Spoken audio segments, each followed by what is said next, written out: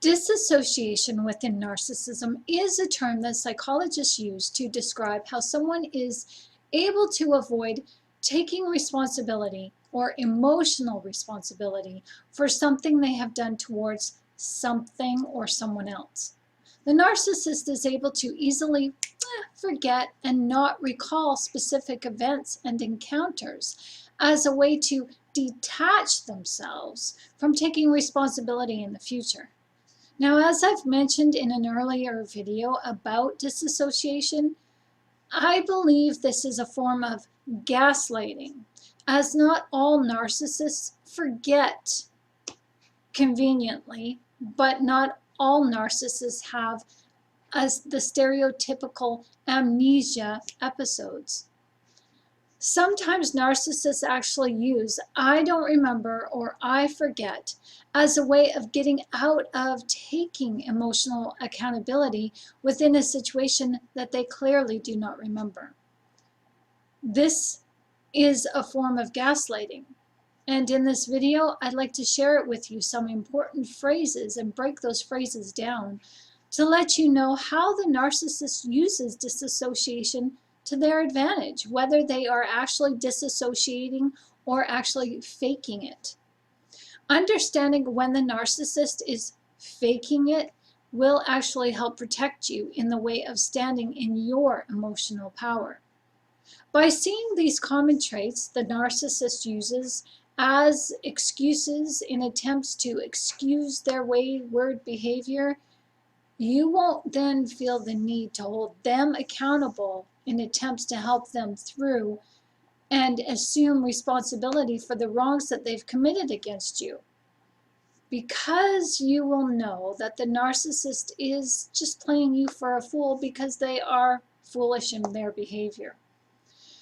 The narcissist is who they are. We cannot dismiss this, and I cannot say this clearly enough. You cannot change the narcissist.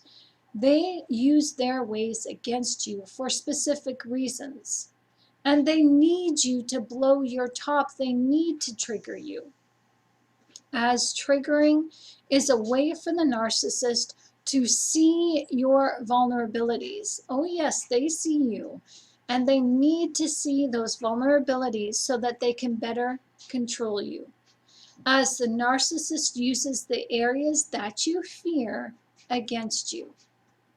Understanding the motives behind these common narcissistic phrases will empower you to stand in your emotional power and not give anything away to the narcissist.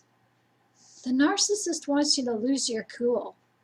They want you to lose control because it then lets them know that they are better in control of themselves.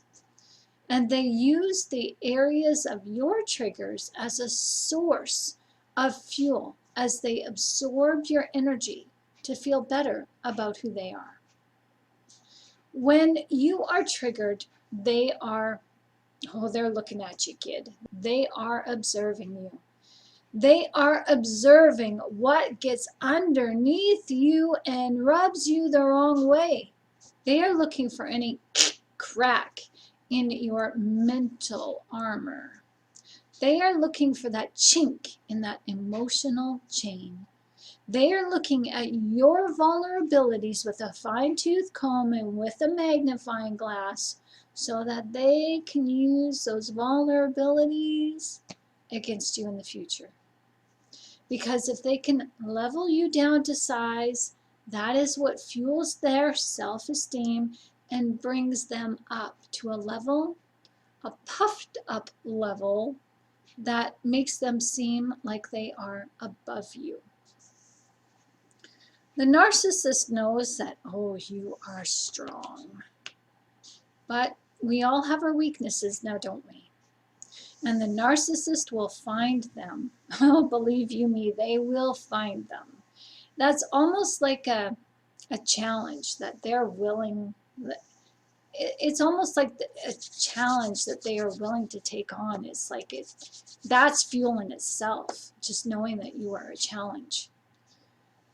And the narcissist, they need to find what's wrong with you, your vulnerabilities, because when they meet you, the narcissist needs to find those vulnerabilities, because at the time when they meet you, when they're on their best behavior, they're manipulating you to believe that you too are peas in a pod, that you are just like each other, that you are on even ground.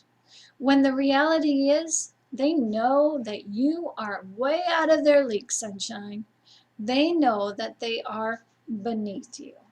And they look for any vulnerabilities in you, in your character, to bring you down to size so that they can rise above in size and stand tall above you, like the superhero that they believe that they should be. Understanding the narcissist ways allows you to stand in your emotional power by staying consistent. That's what this is all about, staying consistent. Because when you are consistent, all things, this forms a habitual behavior. We're here to change our character from one of fear to one of love. And when you stand in your consistency of not giving away yourself, your vulnerabilities, and showing that to the enemy, who is the narcissist, you're not allowing negative situations to cause you to emotionally dismantle and crumble. When you stand in your power, you can see things objectively and persevere through those problematic areas. When you allow the narcissist or negative situations to trigger you, you cannot think straight, my friend. You can't find a solution. Instead, you make choices that are unbecoming of you, that you wouldn't normally make. And this leads to your downfall. And when you give your emotional power away to the narcissist, oh, you blow your gasket. We all do it. I've done it. I've blown my gasket so many times, it's not even funny. And I've walked away embarrassed, but I've walked away with a learning lesson to take a look at myself to say, how could I have done that better? When we blow our tops in front of the narcissist, we reveal to the narcissist and to the situation where our emotional immaturity is. Now, this doesn't mean that you're bad and you're childlike. We have a tendency to believe that when we are all grown up, we are all grown up in all areas of our lives. But just because we have adult working parts doesn't mean we have all adult working parts up in here. Emotional maturity is our goal, and that's why life brings to you problems. I just got something in my eye. Oh, okay. I think it's dealt with. So emotional maturity is our goal in life, to reach that place of love that is not stagnant, but that is strong and empowering and consistent. And when we step into our true selves by being self-aware, by knowing for ourselves what exactly are our triggers, and we work towards healing them so that these areas are no longer emotionally stunted within us, but instead emotionally congruent with the nurturing nature of love, and congruent with our environment and the people that we choose to hang around with, there is peace in that. To understand that we are okay in any situation, the situation then becomes non-threatening, and triggers are less likely to happen, because triggers are a symptom that we feel emotionally threatened in some way. Narcissists too feel emotionally incongruent. Oh, there's something. Sorry, I got something in my eye. Where we feel, so let me say that again. I'm sorry for that distraction. Narcissists too feel emotionally incongruent. Where we feel emotionally threatened, they feel emotionally disempowered. This is why they use gaslighting tactics, because their disempowerment is not habitual. Habits can change. Instinct, no. That is why the narcissist has to steal our emotions to feel empowered, and they momentarily embrace those emotions as their own, because they have no love center. Those emotions that our feelings of love and joy and happiness, well, they don't stay with the narcissist. They are not absorbed as like energy absorbs like energy. So what they take from us, they have to always replenish. So because of this, the narcissist needs constant supply. And one way to get that supply, when they are called out on their emotional irresponsibility, they resort to gaslighting. Now, gaslighting is a term that comes from the 1939 movie titled Gaslight by Patrick Hamilton. Now, this storyline is about a couple who seemingly have a loving relationship, but that is all turned upside down when the wife begins to show signs of a mental breakdown. Now, in this movie, we are shown that appearances can be deceiving because what is really going on, what the wife cannot see, is that her loving husband has been pulling a bait and switch on her. He has been deliberately causing her to question her own sanity as he tries to convince her that she is going insane. Now, how he does this is by manipulating her environment in ways that cause her to question her recollection. When she tries to talk to him about this, he insists that she is mistaken and nothing's wrong, my dear. When in fact it is he who little by little dims the gas lights in their home. When she notices that the lights are dimmed and knows she's not doing this, she asks her husband about it, and he tries to convince her that nothing has changed. It's all up in here. Gaslighting is intentional. It is emotional abuse, and it leaves you to question your own reality as you question your beliefs, your perceptions, and your memory and actions. Now, I'm under the belief that because a narcissist is all about control and disassociation is more complicated than what we think, taking empathy out of the equation and understanding the narcissist, who they truly are, is what these videos are about. So I'm going to go on a limb here, and I'm going to say that not all gaslighting is intentional. In this movie, yes, it was intentional, but sometimes it isn't. Sometimes gaslighting is just a reaction from the narcissist. They react in order to alleviate any hot under the collar situations that might be problematic for them, because they don't know how to emotionally assimilate or disassemble the emotions from within the environment and take a look at themselves. So when gaslighting is an intentional motive, it's used by the narcissist to alleviate themselves from taking responsibility for the wrongs that they have committed against you. And the narcissist uses gaslighting as a means to gain fuel from you. Your anxiety fuels their growing anxiety, and which in turn calms them down. That's why they're able to stay so calm when you just freaking blow a gasket. When you react to their gaslighting negatively, they're absorbing your negative energy. And they turn that energy into a feel-good sensation that has them feel good about themselves. Your negativity towards them gives them validation that they use as a means to feel worthy. So here are some common gaslighting phrases that the narcissist uses against you, and I'm going to break these phrases down to help you understand the motive behind the things the narcissist says. I'm sorry you feel that way. Now, this is a classic disassociative gesture. Listen to how they say this. I'm sorry you feel that way. I'm sorry you feel that way. I'm sorry you feel that way. They are not saying sorry. They can't be sorry. They literally are not saying sorry as in the way of an apology. We truly do misread the narcissist signals because our empathy gets in the way. Our empathy is played against us right from the word hello. Understanding that the narcissist does not think like you is detrimental to your healing.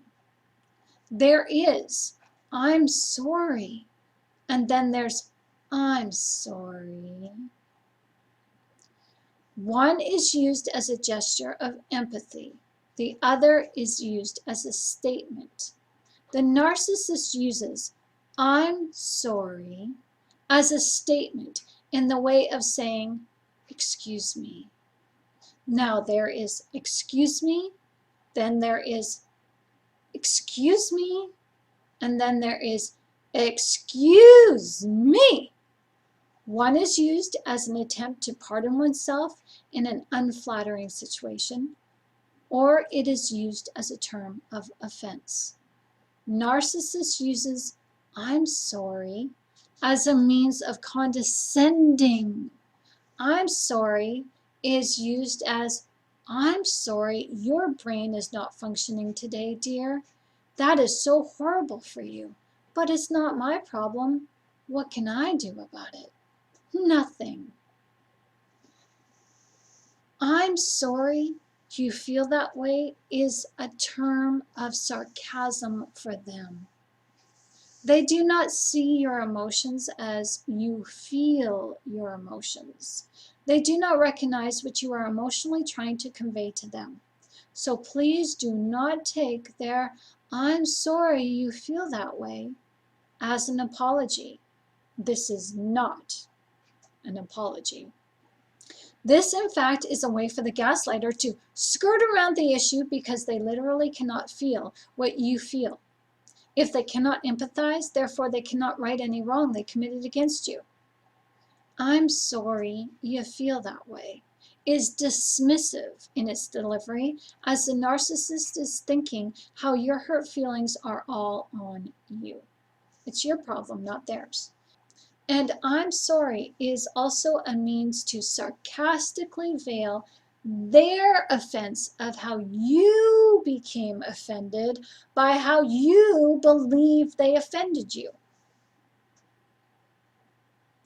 Another phrase from the narcissistic gaslighting toolkit is this: what did I do to you? The narcissist is only pretending to play dumb in this. They may be offended in this because there's two ways to say this. What did I do to you? What did I do to you? You can see the difference in these statements, and please, when you are interacting with the narcissist, it's in your best interest to hear the inflection, hear their voice. Don't just listen to their words, but hear the intent within their words. The narcissist may know deliberately that they hurt you, and obviously they know that they hurt you because you're bringing it up, but they cannot understand the emotional pain behind your hurt. To understand emotional pain means to tap into that empathy, which the narcissist has very little to none of. Now, this saying of, what did I do to you? This is the opposite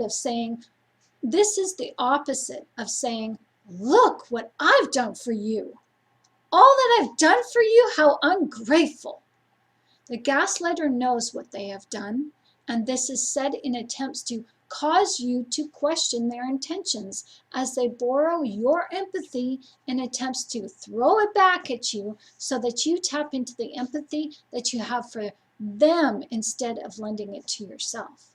Now, this phrase of, look what I've done for you, this is a phrase that keeps you beholden to the narcissist. What did I do to you? Is also another phrase that keeps you beholden to the narcissist because they want you to tap into and remember all the good things that they have done for you. They are threatened that a breakup might be coming, and so they say things to elicit empathy in you. The narcissist is asking in a way of telling you that, look, what I've done to you is not so bad. Get a grip. I wouldn't be hurt if you did it to me, so let it go. So what's the big deal? That's the catchphrase in the sentiment. They would be totally offended if that hurt was done to them. They wouldn't be hurt in the same way, though, as how you might be hurt now.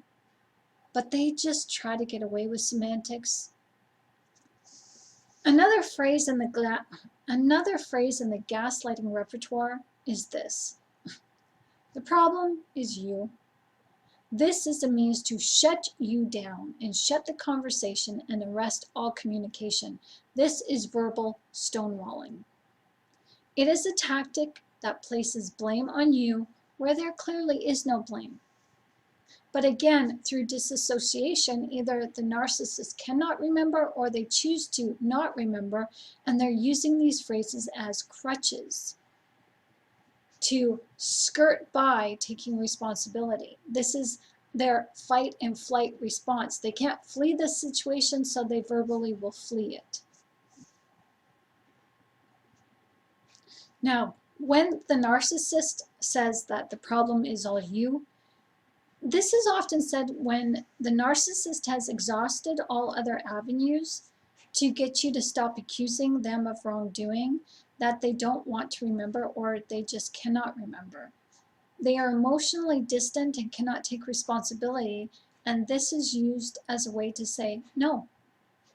So we know all about word salad, where the narcissist tries to form a sentence together and in their mind it makes sense, but to you it doesn't. Well, let's break this down a little bit. When the narcissist says you're the problem, what they're essentially telling you, they're saying this, that just because you have the problem, the fact that you have the problem does not make me the problem. That makes you the problem. This is the narcissist's way of thinking in projection, because they cannot see the situation from your perspective. They see that you have gotten along with them before in the past, and now suddenly there's a problem because everything was fine up until this moment, and they don't see the issue because they're not latching emotionally to things that they do with you. So in their minds, the issue is with you. The issue must be with you, because you must be the direct problem causing the problem, because there was no problem before. Or the problem is that you have a problem with the narcissist and you're making a problem where there is no problem. What? Exactly. Another common phrase the gaslighting narcissist likes to use is, I don't remember saying that. I think you made that up. It's assumed that the gaslighter says this to intentionally get you to question your experience. Well, sometimes they do. However, they are saying this to shut you up. This is another stonewalling verbal tactic. Either they have forgotten or they are pretending that they forgot. You can't tell the difference. That's the issue. They know that this will cause frustration and that you can't question, and I don't remember. Where's your proof that they said or did that? And if there is no proof, then in their minds it didn't happen. Remember, they've got the childlike mind here in where they live their fantasies. The narcissist wants you to stop calling them out. I can't remember stops the communication right in its tracks. Now, the next common phrase a narcissist uses in abusive gaslighting antics comes in many forms, such as, you made me do it. Look what you made me do.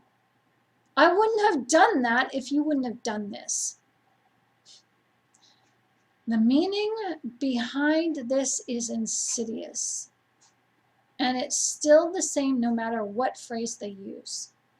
The narcissist is seeking justification so that they don't have to take responsibility because they have lost control of the situation. And if they admit that you are right and they are wrong, this in itself is an admission of guilt because they have no way of getting around this. Most often the case when the narcissist uses these phrases, they have been presented with evidence. that they cannot ignore. But yet they still try to deny the evidence by using narcissistic loopholes of justification. They attempt to blame you as a way to get out of taking responsibility for the wrongs that they have done. This clearly shows a lack of empathy. This is attempts at self-preservation, as a narcissist is all about control. These phrases used are a way to gain back control over you. They are trying to preserve their reputation and their authority in the relationship, as they always must be in control. Now, these phrases are a way of taking back control, as all these gaslighting phrases are a means to assume, maintain, and take back control, as holding the narcissist emotionally accountable puts you front row and center in line with having control. Another gaslighting phrase that the narcissist uses is, "You need help." This is another conversational stonewalling tactic that projects blame onto you. Taking responsibility for one's actions for the narcissist is a means of putting the control onto you. They can't do this. As your accusations are trying to force the narcissist into compliance, to acquiesce, by bending to what the narcissist would assume to your will. No, you're just trying to get the narcissist to admit their wrongs so that they can right the situation. It's about being right and it's about being wrong. It's about taking responsibility. But the narcissist just sees that, oh, you're trying to control me. When you find fault in the narcissist, they then assume that you are trying to be above them, as everything that you and the narcissist do in the relationship, it's all a competition to them. And the narcissist will never give you control. And so they will continue with phrases like this: "It's your fault. Oh, you're too emotional. Get a grip. What's the problem? It's no big deal. Why are you so defensive all the time? What's wrong with you? Why are you attacking me? Why are you all up in my grill? Why are you all up in my face?" These are used when you challenge the gaslighter. They flip the conversation to get you to shut down and stop trying to hold them emotionally accountable. This is what kids do. The kids, when the parent, calls the kid on their wrongdoing, "You got a D on your report card, Tommy. Oh, this is so unfair. The dog ate my homework." It's nothing more than that. You are made out to believe that you are overreacting and that there is no problem, because the narcissist, again, this is going to be repeated, so say with me, they cannot take emotional responsibility. These tactics the narcissist uses are a means to avoid taking responsibility because they don't know how to. They only know how to control through manipulation. And that is exactly what these phrases are meant to do. Understanding that the narcissist responds to you in ways a defiant child would a parent will help you to not allow yourself to become emotionally triggered. It is the best interest of the parent to see the child's antics as immaturity, and not to meet that immaturity with anger and volatile emotions. Do not level yourself down to meet the narcissist on their immature emotions. Instead, the parent remains calm and assertive and balanced in their emotions, and the child has no choice but to comply in silence. So understanding the narcissism is a behavioral disorder that cannot be changed, can be modified somewhat, but it can't be changed. You can then better understand that the character of the individual also cannot change. The narcissist wants to change you by forcing you to bend to their will through manipulation in order to control you. Have I made myself clear on this? It's all about control with the narcissist. By seeing the gaslighting phrases for what they are, listen to their intent, as these phrases will help you to remain in control over yourself. It is said that the more we try to control people or situations, the more out of control they become, and this is true. The only control you have is to live in self-control, as this is a requirement of God's kingdom. So do not give yourself over to anger, because where there is anger, there can be no peace, and the anger is used against you by the narcissist. They see that as a strict vulnerability on your part. Understand who you are arguing with will allow you to stay wise and discerning in your maturity, and allow you to stand in control of your emotions, so that the narcissist has no means to use your emotions against you. This is how you stay in control over the narcissist and no longer let him or her control you. When the narcissist cannot control you, oh, they will simply go away and leave you alone. This is ultimately what you want, my friends, because then you have room to grow and heal and just breathe. Healing from narcissism is your #1 priority, as loving yourself is where healing begins. In this video, you have learned how to crush narcissism by recognizing some common key phrases that the narcissist uses to subdue you in order to win the emotional battle within the relationship.